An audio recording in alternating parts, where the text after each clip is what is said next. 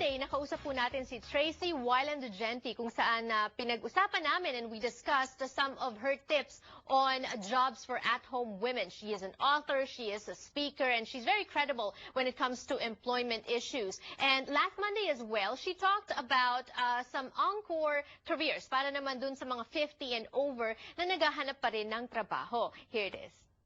Tracy, let's talk to people that are 50 and over. Maybe they just got laid off or you know, mostly they just got laid off, but they don't want to stop working just yet, and they're having a difficult time looking for a job. Is there hope?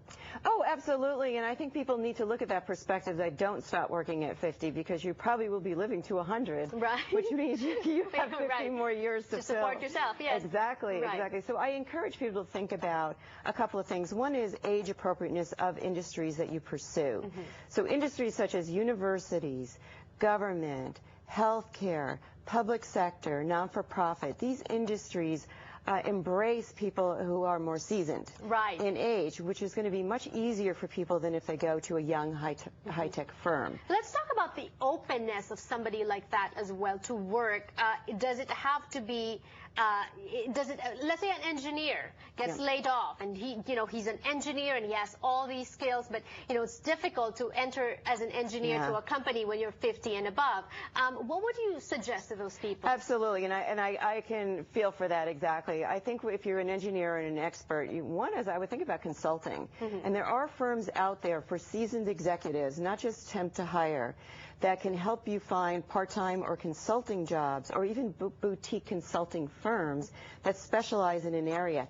And let's face it, people respect older people in consulting roles. Right, exactly. Just as you had mentioned on previous shows about experience versus age, people really look up to people with experience. So that's what I would encourage. And this comes into with your second advice, which is, do you have a skill or expertise? Because you need to capitalize on that no matter what age. Absolutely. So I encourage people to sit down. Do you have a skill, web design, accounting, something very tangible that you can offer or even make money on?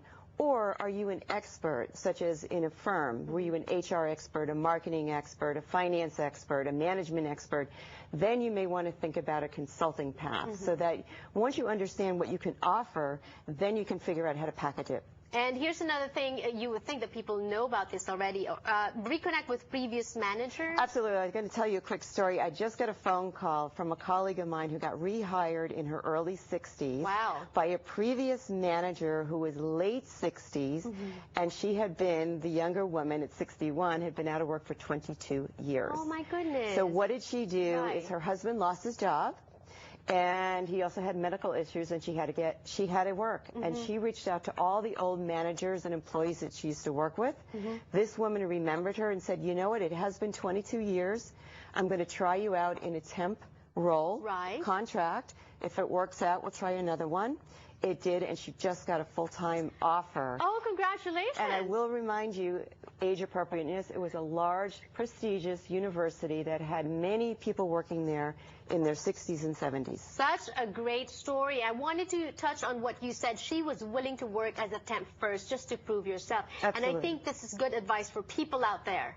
Oh, absolutely. There's a lot of firms. You can go to the Manpowers, to the Career Builders, and different temp to perm is what they call it, where you take a temporary job, you try it out, you move around different firms, build up skills, get to know people, and then you may get that permanent liaison offer. Do we have numbers on how many of these people start out as temps and then they get hired as regular employees? So it varies by industry and by firm, but I can tell you today that 1 out of 3 Americans are working as a part-time or freelance. So that's about 40 million people in the United States. So it is a real job, it is a real career path, and many people make this into something called a portfolio career, where you have a collection of part-time jobs.